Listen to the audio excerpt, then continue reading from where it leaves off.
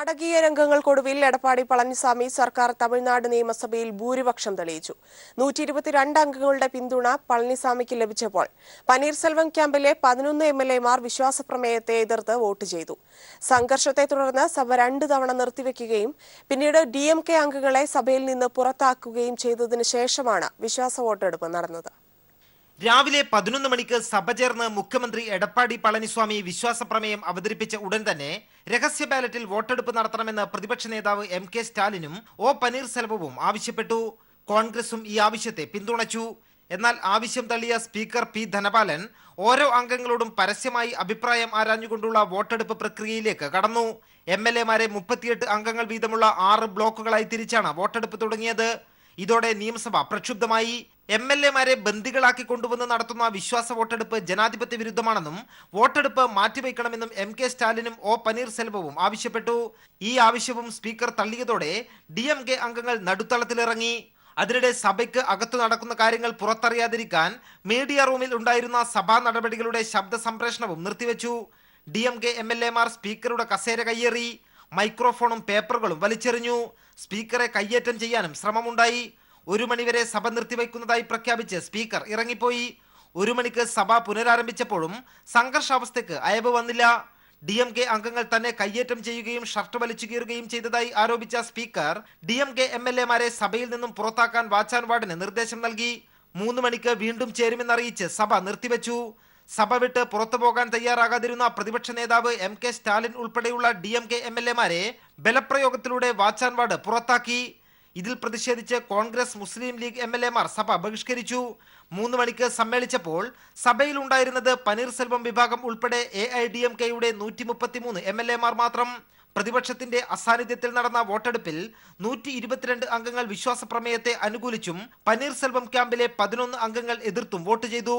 പളനിസ്വാമി മന്ത്രിസഭ ഭൂരിപക്ഷം തെളിയിച്ചതായി സ്പീക്കർ പ്രഖ്യാപിച്ചതോടെയാണ് മണിക്കൂറുകൾ നീണ്ട നാടകീയ രംഗങ്ങൾക്ക് തിരശ്ശീല വീണത്. നിയമപരമായി സഭയിൽ ഭൂരിപക്ഷം തെളിയിച്ച് ശശികല വിഭാഗം അധികാരം ഉറപ്പിച്ചെങ്കിലും വരും ദിവസങ്ങളിലും തമിഴ്നാട് രാഷ്ട്രീയത്തിൽ ആരോപണ പ്രത്യാരോപണങ്ങളും നിയമ പോരാട്ടങ്ങളും തുടരുമെന്ന് തന്നെയാണ് നേതാക്കളുടെ പ്രതികരണങ്ങളിലൂടെ മനസ്സിലാകുന്നത്. ക്യാമറമാൻ ശൈലേഷ് കല്ലായിക്കൊപ്പം M സന്തോഷ്.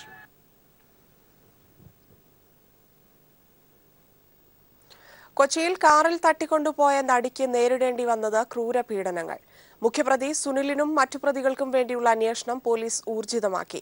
സംഭവത്തിൽ നടി രഹസ്യമൊഴി നൽകി. ഇന്നലെ രാത്രി തൃശ്ശൂരിൽ നിന്നും കൊച്ചിയിലേക്ക് കാറിൽ വരുമ്പോഴാണ് അത്താണിക്ക് സമീപം നടിയുടെ കാർ തടഞ്ഞു നിർത്തി 4 അംഗ സംഘം അതിക്രമിച്ചു കയറിയത്. 2 മണിക്കൂറോളം കാറിലുണ്ടായിരുന്ന സംഘം നടിയെ ക്രൂരമായ ശാരീരിക പീഡനത്തിന് വിധേയയാക്കി. ലൈംഗിക വൈകൃതത്തിന് തന്നെ നിർബന്ധിച്ചുവെന്ന് നടി പോലീസിന് നൽകിയ മൊഴിയിൽ പറയുന്നു. വിവസ്ത്രയാക്കിയ ശേഷം ദൃശ്യങ്ങൾ മൊബൈലിൽ പകർത്തിയ സംഘം നടിയുടെ ശരീരത്തിന്റെ പല ഭാഗങ്ങളിലും മുറിവേൽപ്പിച്ചു. ബ്ലാക്ക്മെയിൽ ചെയ്ത് പണം തട്ടലായിരുന്നു ഉദ്ദേശമെന്ന് പോലീസ് നിഗമനത്തിലെത്തിയിട്ടുണ്ട്. നടി അതേസമയം നടന്നത് ദൗർഭാഗ്യകരമായ സംഭവമെന്ന് സംവിധായകനും നടനുമായ ലാൽ പറഞ്ഞു. വളരെ അവശ നിലയിലാണ് നടി തന്റെ അടുത്തെത്തിയതെന്നും ഇപ്പോൾ നില മെച്ചപ്പെട്ടെന്നും ലാൽ പ്രതികരിച്ചു. മുഖ്യമന്ത്രി തന്നെ വിളിച്ചിരുന്നുവെന്നും സംഭവത്തിൽ ശക്തമായ നടപടി സ്വീകരിക്കുമെന്ന് മുഖ്യമന്ത്രി അറിയിച്ചതായും ലാൽ പറഞ്ഞു. അവള് ശാരീരികമായും മാനസികമായിട്ടൊക്കെ ഇപ്പോൾ നോർമലായിട്ടുണ്ട്. ഇവിടെ ഇല്ല. അവള് തൽക്കാലം റെസ്റ്റ് എടുക്കുകയാണ്. ഇന്നലെ രാത്രി അവിടെ ഉറങ്ങിയിട്ടില്ല. ഒരുപാട് മാനസികമായിട്ട് വിഷമിച്ചിട്ടുണ്ട്. ഞങ്ങളെല്ലാവരും ശരിക്കും ബുദ്ധിമുട്ടി പോയൊരു ദിവസമായിരുന്നു. നിർഭാഗ്യകരമായിട്ടുള്ള ദിവസം. നടിയെ ഉപദ്രവിച്ച സംഭവം ഉത്കണ്ഠാജനകമെന്ന് മുഖ്യമന്ത്രി പിണറായി വിജയൻ ദില്ലിയിൽ പ്രതികരിച്ചു. അല്ല, ഇതൊരു പ്രധാന പ്രശ്നം തന്നെയാണല്ലോ. ഒരു സ്ത്രീ ആക്രമിക്കപ്പെടുക എന്നുള്ളത് സ്വാഭാവികമായിട്ടും നമ്മുടെ നാടിന് വലിയ തോതിൽ ഉത്കണ്ഠ ഉണ്ടാക്കുന്ന പ്രശ്നമാണല്ലോ. ആ ഉത്കണ്ഠ സ്വാഭാവികമായിട്ട് ഉണ്ടാകുന്നുണ്ട്. എന്നാൽ സാധാരണ നിലയിൽ സംഭവിക്കാൻ പാടില്ലാത്ത കാര്യങ്ങളാണ് സംഭവിച്ചിട്ടുള്ളത്. അത് പോലീസ് ഗൗരവമായിട്ട് തന്നെ എടുക്കുന്നുണ്ട്, നടപടികൾ സ്വീകരിക്കുന്നുണ്ട്, ശക്തമായ നടപടി സ്വീകരിക്കും. ഈ ആളെ മനസ്സിലാക്കാൻ കഴിഞ്ഞത് തന്നെ വലിയ ഗുണമാണ്. എന്നാൽ മനസ്സിലാക്കുന്നത് ഒരു വാഹനം അവർ ഉപയോഗിച്ചല്ലോ. ആ വാഹനത്തിൻ്റെ നമ്പർ ഒരു ഹോണ്ടയുടെ നമ്പറാണെന്നാണ്, ബൈക്കിൻ്റെ. അത് ഇതിൻ്റെ നമ്പറല്ല എന്നാണ് കേൾക്കുന്നത്. ഏതായാലും പോലീസ് അതിൻ്റെ പിന്നാലെയുണ്ട്. പാറ്റൂർ ഭൂമി ഇടപാട് കേസിൽ മുൻ മുഖ്യമന്ത്രി ഉമ്മൻചാണ്ടിയെ പ്രതിയാക്കി എഫ്ഐആർ രജിസ്റ്റർ ചെയ്തു. നിയമോപദേശത്തിന്റെ അടിസ്ഥാനത്തിലാണ് വിജിലൻസ് നടപടി.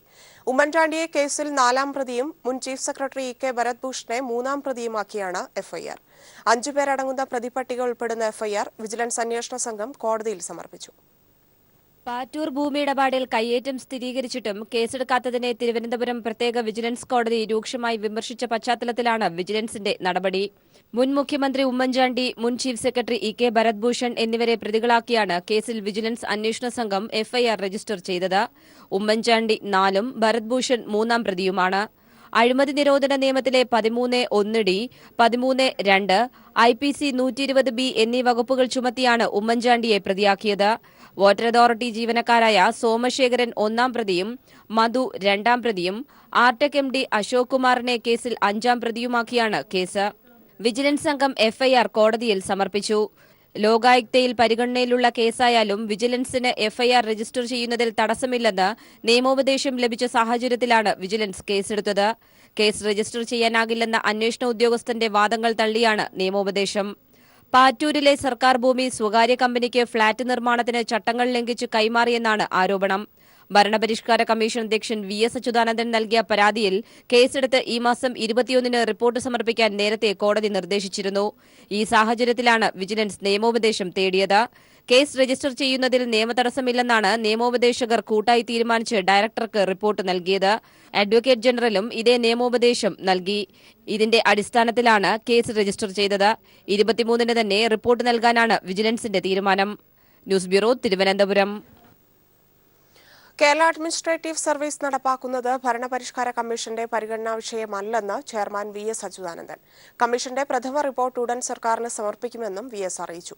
പാറ്റൂർ കേസിൽ ഉമ്മൻചാണ്ടിക്കെതിരെ താൻ ഉന്നയിച്ച ആരോപണങ്ങൾ സത്യമാണെന്നതിനാലാണ് വിജിലൻസ് കേസെടുത്തിരിക്കുന്നതെന്നും നിയമപോരാട്ടം തുടരുമെന്നും VS തിരുവനന്തപുരത്ത് പ്രതികരിച്ചു.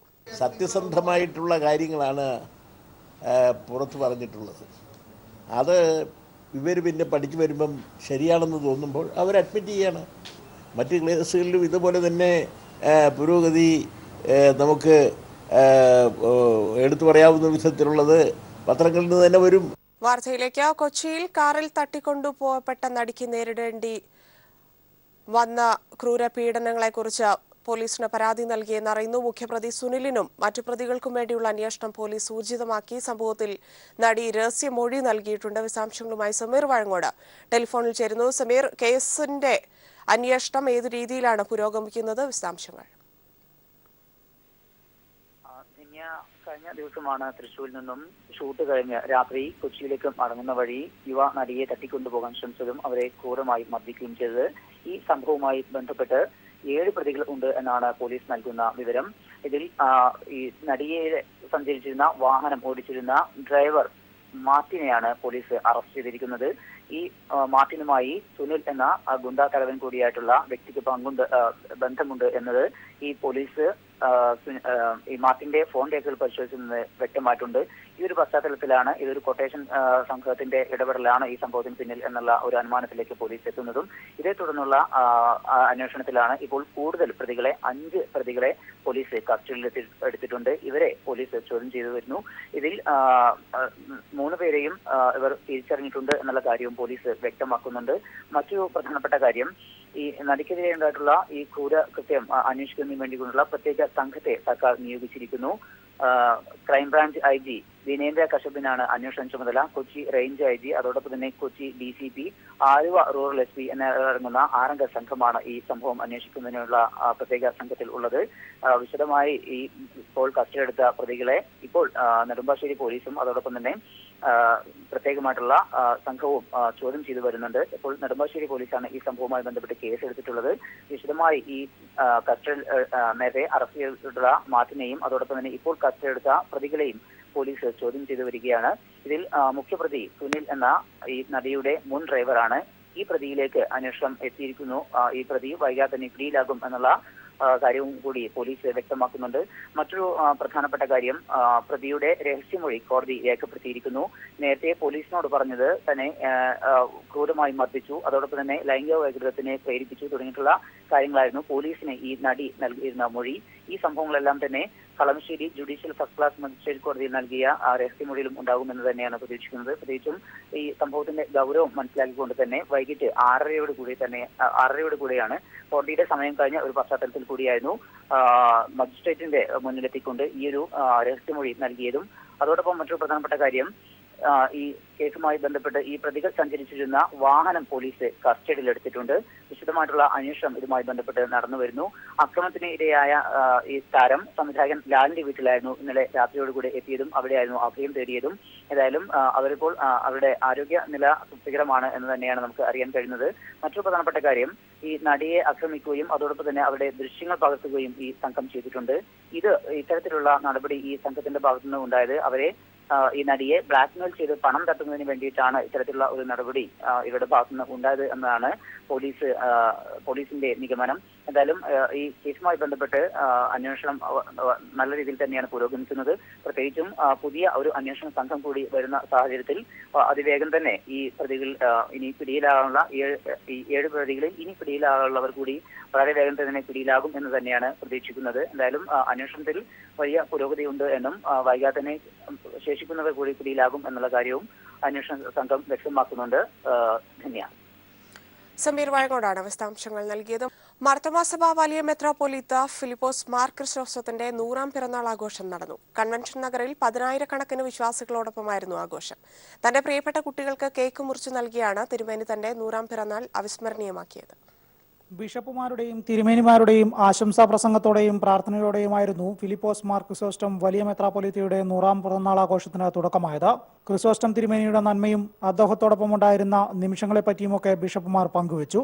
കുട്ടികളുടെ കൂട്ടുകാരനായ ക്രിസോസ്റ്റം കേക്ക് മുറിച്ച് കുട്ടികൾക്ക് നൽകിയാണ് ആഘോഷ പരിപാടിയിൽ പങ്കെടുത്തത്.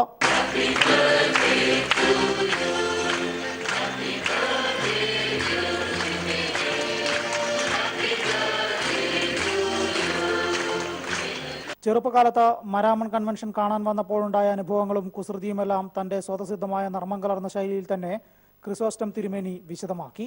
അന്ന് മുതലേ മനുഷ്യരെ കളിപ്പിക്കാൻ എനിക്കറിയാം. മണത്തെറി അറിയാൻ മാത്രമല്ല സ്തോത്രവാഴ്ച എടുക്കാനും എനിക്കറിയാം. ക്യാൻസർ രോഗം പിടിപെട്ടപ്പോൾ രോഗത്തെ ഭയക്കാതെ അതിനെ ചെറുത്തു തോൽപ്പിച്ചതും അദ്ദേഹം പറയുകയുണ്ടായി. തന്റെ ജീവിതത്തിലെ ഓരോ കാര്യങ്ങളും ഒരു സന്ദേശം പോലെ വിശ്വാസികൾക്ക് പറഞ്ഞുകൊടുത്താണ് ക്രിസോസ്റ്റം വലിയ മെത്രാപ്പൊലീത്ത തന്റെ പ്രസംഗം അവസാനിപ്പിച്ചത്.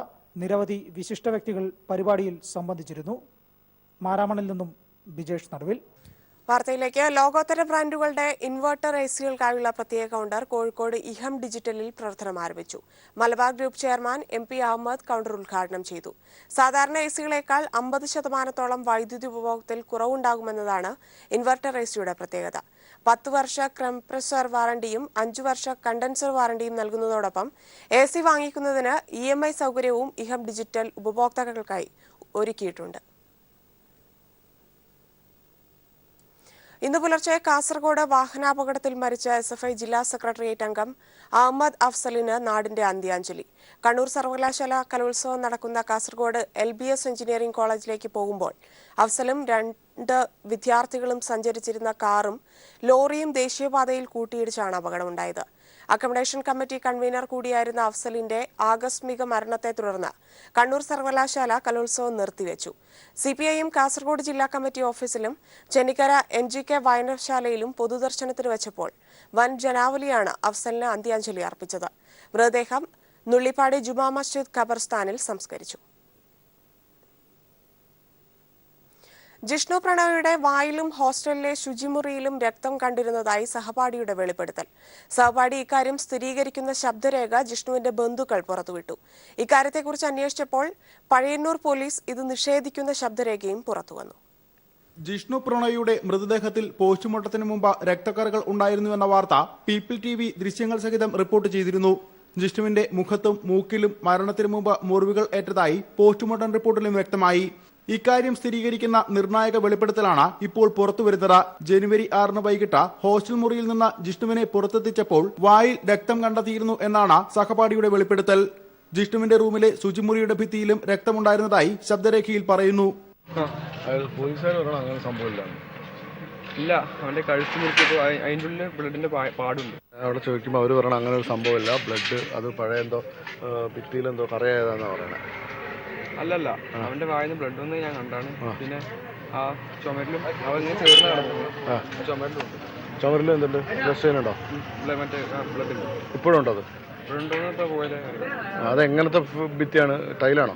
ആ, അതിന്റെ നിലത്തല്ല, ചുമര്. അങ്ങനെ ചുമര്. അങ്ങനെ ചുമരെന്ന് വെച്ചാൽ ടൈലാണോ അതോ? അല്ല, ടൈലല്ല. ഇതുപോലത്തെ ആണോ? അത് പോലീസ് വന്ന് അത് ഏത് പോലീസാണ് വന്ന് കൂട്ടിയത്? പഴയനൊരു പോലീസാ?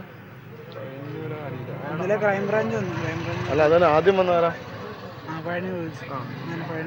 എന്നാൽ ഇൻക്വസ്റ്റ് റിപ്പോർട്ടിൽ പോലീസ് ഇക്കാര്യം രേഖപ്പെടുത്തിയിരുന്നില്ല. ഇതിനെക്കുറിച്ച് അന്വേഷിച്ചപ്പോൾ പഴയന്നൂർ പോലീസ് നിഷേധിക്കുന്ന ശബ്ദരേഖയും പുറത്തു വന്നിട്ടുണ്ട്.